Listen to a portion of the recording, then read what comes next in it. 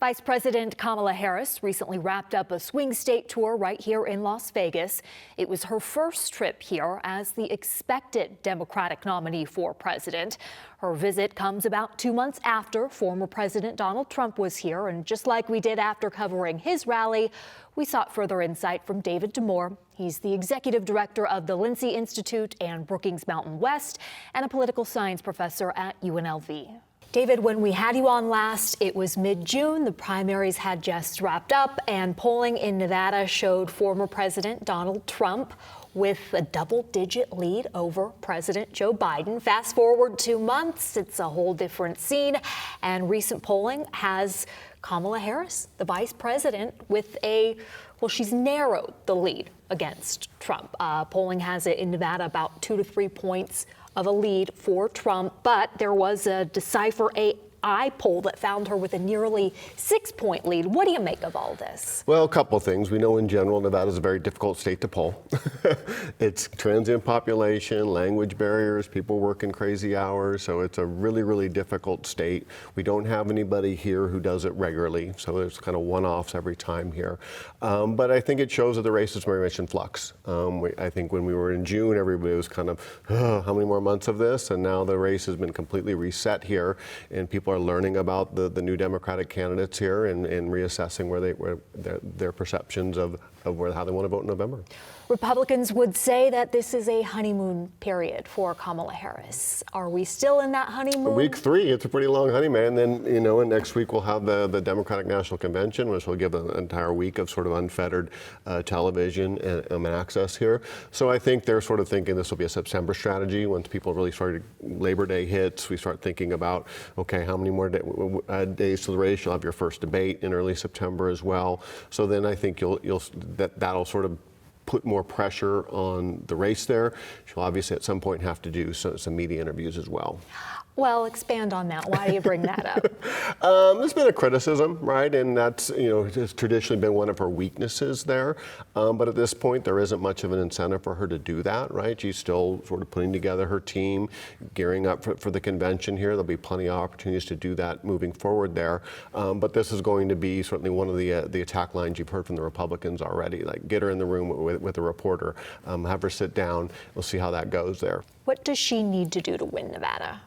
I think you saw some of that on Saturday night, right? The enthusiasm, bringing together the Democratic Party, right? All the sort of diverse parts of that constituency there. One of the things I think was very important about that event was a lot of data collection, right? So you're thinking about, okay, not just people showing up at one event, but is this a resource we can tap into to volunteer moving forward, coordinate with the state party, coordinate with some of the GOT, the get out the vote activities there.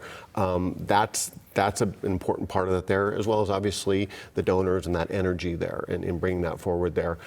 So really good event, right? This is her 7th event here, but the first time since she's been the presumptive candidate here, right? And she taps into lots of different constituencies that I think are salient in Nevada, the diverse demography in particular.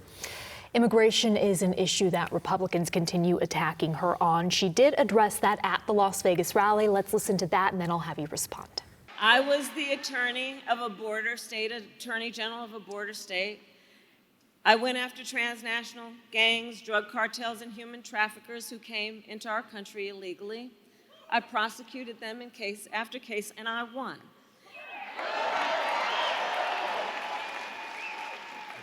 We know our immigration system is broken, and we know what it takes to fix it. Comprehensive reform that includes, yes, strong border security and an earned pathway to citizenship. David, you and I have talked about this before, but immigration and the border, how big of a deal is that to Nevadans? The immigration part's really important. We're obviously not a border state here. Immigration, I think, plays a little differently in Nevada than it does in, say, your Arizona and Texas because of that dynamic here, right? We have a very large constituency of non-native borns, about 20% of the state's population here. So this has always been a haven for immigrants here. This is very similar to the Obama rhetoric, right? Coming out of the 2012 election, right? One of the goals was comprehensive immigration reform. Makes it through the Senate, doesn't even get a vote in the House. And here we are 11 7 years later, talking essentially about the same policy framework here. And she's trying to, the point about the border security is that's a perceived weakness of her. Right, perceived weakness of the Biden administration handling for at least for the first 3 years of the administration there. Donald Trump and the Republicans have hammered on this sort of we're going to round up all unauthorized immigrants and ship them out of the country there.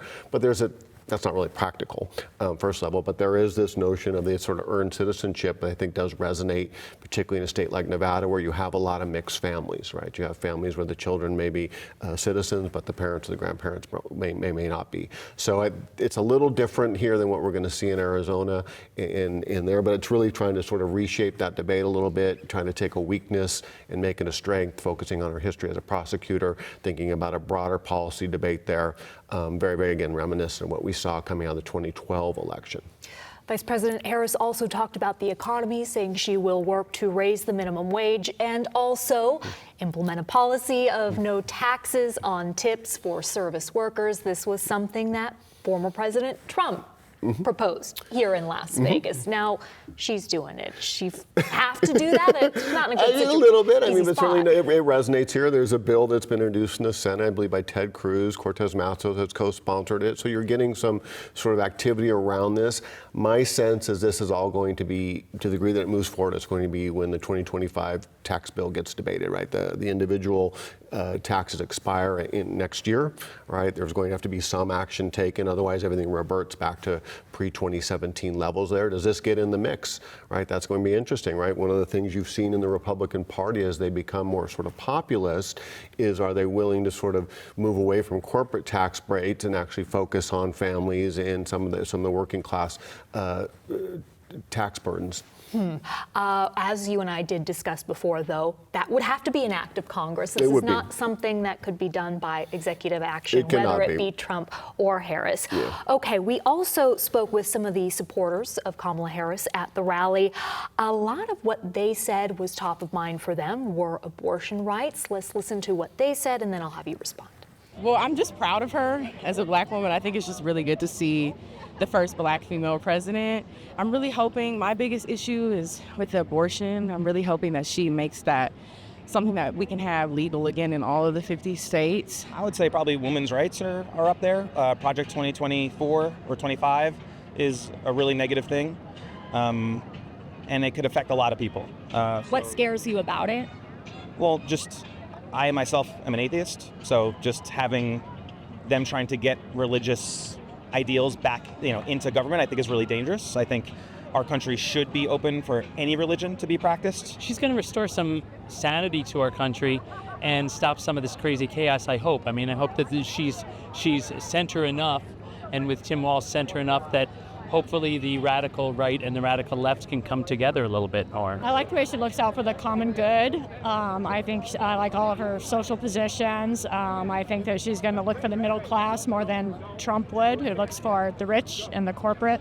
And that's my expectations. The unity of bringing everybody back together again, and her financial views and how she brings so much energy back to us. The last two ladies that we heard from, by the way, both told us they are veterans. One is a registered Republican, but is supporting Kamala Harris. The other said she was a Republican about 10 years ago. She is supporting Kamala Harris. But back to reproductive rights. They are codified in state law right now, up to 24 weeks. Why are Nevada voters making this an issue that's top of mind for them? What's the threat of a federal ban? How real is that? Donald Trump has said, right, leave it to the states, right? That's been there. The question is, does that carry forward? And we won't know if that's even a possibility of any sort of federal legislation until we know the composition of Congress. It'd be very, very hard to get that through the Senate, through the filibuster, through the 60-person margin. But the threat of that is there. We saw everybody sort of thought Roe versus Wade was sort of established precedent there, and you've rolled that back here. So in Nevada, you're absolutely right, but you also have a ballot initiative that's going to try to take that to the next step in here as well.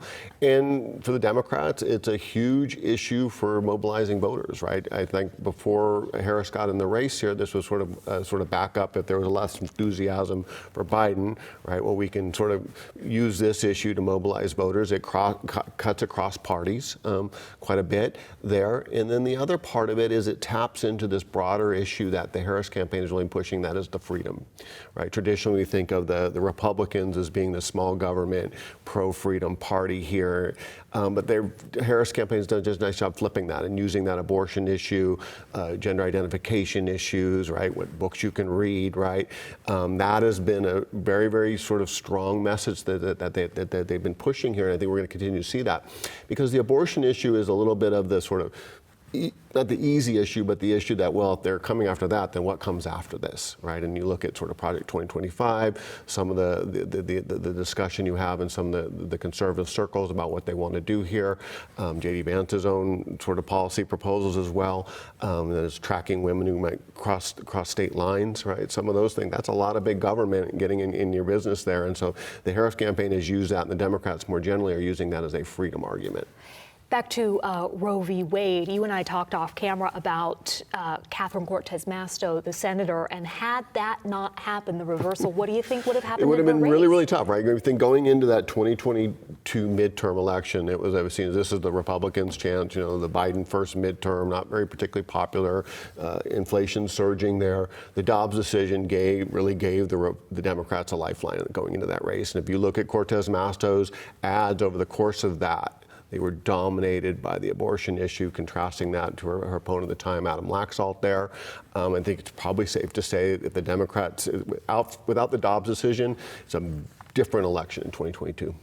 The reproductive rights, they will be on the ballot in November. They will be on the ballot, and you've seen that across the country, like Ohio, right, Kansas, not particularly liberal states there, but in those cases, you've seen cross-party support coming out to protect access to abortion rights. And in particular in Nevada, that would be enshrined in the state constitution, not just codified into state law. Okay, you talked about J.D. Vance, the Republican senator and candidate for vice president. Tim Walz, the governor from Minnesota, was also at that rally on Saturday. Have you ever come across a time where so much has been made of who the next vice president of the United States is going to be? Usually it's a 2 or 3 day story, right? In particular, if it's not well known, can we get into that? But I think moving in this cycle, there was because you had the two oldest candidates running when it was Biden versus Trump, right? So really the potential that one of the vice presidents could have to assume the office at some point there. So I think that frame is certainly there. I think both of them were sort of unexpected picks in the sense as they were, in the case of Vance, half of Trump's age there, only 2 years in the Senate. I think there was a lot of sort of push that he might take a sort of more moderate governor. Did not do that. In the case on the Harris campaign, there was a lot of expectation. I put myself in this group. Think it would be Shapiro, the governor of Pennsylvania. Right, Pennsylvania, the most important state in the election. Right, why not have a popular governor there?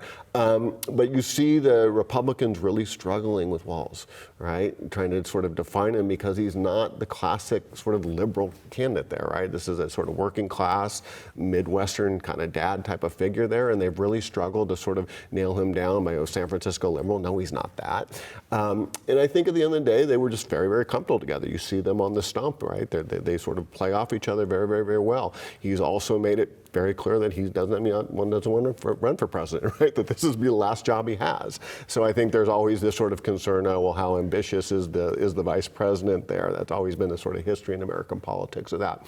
So I think because of that, the sort of unknown, the fact that going into this, everybody was very concerned about if we have these two older candidates, who's going to be the vice president. I think that sort of carried over. Yeah, it's had a lingering effect. Okay, of Nevada's Senate and House races, the Cook Political Report, the race races they consider to be most competitive. That would be Senator Jackie Rosen against Sam Brown. They consider that a toss-up. Any thoughts on that? I think that's fair. I think it leans towards Rosen. She's got the bigger war chest, and you've already seen that coming out. A lot of help also from the outside groups on the Democratic side. You're starting to see that a little bit on the Republican side here. I think the challenge for Sam Brown, he's not particularly well known, right? What's he going to do? And like a lot of Republicans in a swing state, he's caught between sort of Trump and the sort of median voter, if you will, there. And so it's harder for him to sort of define who he is, what he stands for. He certainly has a compelling biography, and his first ads have certainly highlighted that quite a bit there. But where does he go from there? Don't quite know. And you see on the Rosen, as expected, leading into sort of her bipartisan credentials, right? She's one of the most bipartisan senators there. You sort of see her play that up as a sort of common sense problem solver. Representative Susie Lee, her race against Drew Johnson, considered to lean Democrat by the Cook Political Report. Yeah, and that's interesting because the 3rd District has always been, since it was created after the 2000 census, the most competitive race, right? And in this election, we talked about the Republican, very, very split field. Right, not particularly well-known candidates there. The national Republicans have not indicated they're going to spend in that race, which puts a lot of pressure on the Republican to demonstrate that they can raise money and mount a campaign before the outside money comes in. At the state level, you were quoted in a recent Las Vegas Review-Journal article about Nevada Governor Joe Lombardo and how involved he is in those races. How would you characterize his involvement? Well, I mean, it's interesting because, he's probably really frustrated coming out of the last session, right? A lot of partisan gridlock. He ended up having to veto it. Coming in, didn't probably have a lot of knowledge about some of his colleagues in the legislature there, and you saw him very active in the primaries, right? Sort of picking within the party, which can be kind of controversial there, but he did quite well, right? All of the candidates that he backed and his PAC ended up winning there. So moving forward, he can begin to build a little bit of a bench, a little bit of a team there, moving in there. It's unlikely that they're going to be able to secure either a majority in either of the chambers there, but their goal has been to sort of avoid the 2/3 majority for the Democrats there. So he can still have his veto Exactly. power. So his veto will hold up if the Democrats were willing to override that there. And it's also, I think, speaks to sort of the the weakness of the state party in the Republican state party here, right? There has been a long time, more than a decade or so, you've seen some of the gubernatorial candidates, presidential candidates, they have largely set up organizations outside the state party organization. So this very much sort of continues that tradition there where there's not a lot of trust and a lot of confidence with the state party organization, so you build your own. Have you seen past Republican governors in Nevada get involved at this Not level? to the degree that he has, right? You didn't see this with Brian Sandoval when he was governor there. He obviously, in 2014, great year for the Republicans. He ended up doing quite well, taking, the Republicans winning up and down the ballot and giving him majorities in both houses there. And then in the prior decade, it was sort of split, so you had less of that there. So it's nothing, we're seeing this across the country. You certainly see this in Virginia, for example, where Governor Youngkin had spent a lot of his political capital in those state legislative races. Didn't work out well for him, but Lombardo's, he knows he's not going to win the majorities here. He's just trying to sort of build up, moving into what will be his reelection.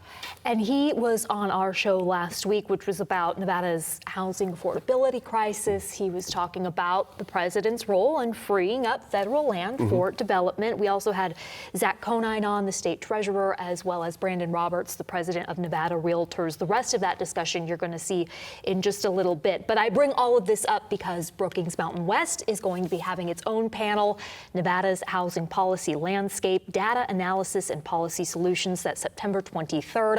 What do you hope to gain out of that?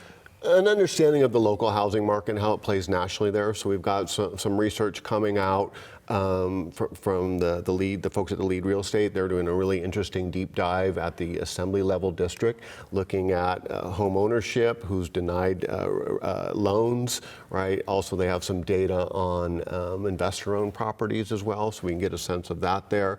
We have a colleague of ours, Chris Nelson, is going to look at sort of the people who we expected to have houses who don't, right? And sort of what's driving that, not just population growth, but some of the challenges we have on the wages side, right?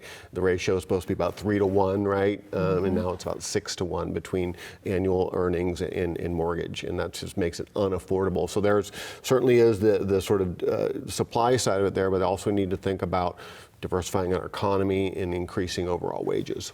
And then the other panel that I am particularly excited about because I get to moderate it. Yes, we're very excited for that. U.S.-Mexico relations addressing challenges at the border. That is August 27th. What are you looking to gain from that? So this is part of the Brookings Institution's Elections 2024 series. So they're going into swing states and focusing on particularly salient issues that play regionally here. And so we're doing the U.S.-Mexico border here. We have a panel that'll include Michael Kagan, who runs the immigration clinic at the Boyd School of Law, John Tooman, who does a lot of work on Mexico-U.S. economic relations, Rachel Torres, who looks at the intersection between public policy and Latino political behavior, and then we'll have Vonda Felder-Brown from the Brookings Institution, and she's done a lot of stuff on the fentanyl trade.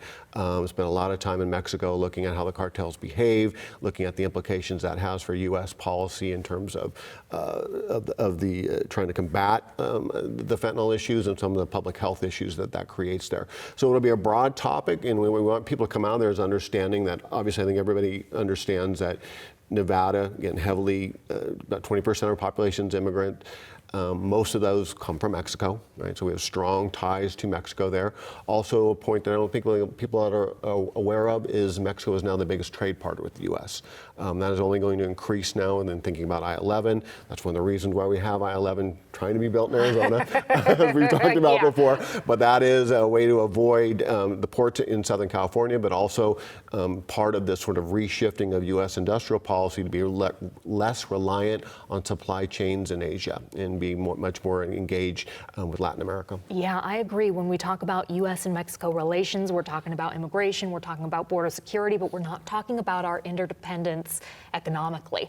I'm so looking forward to that. See you then again, August 27th at Greenspun Hall. David Damore, thank you for joining. Thank you.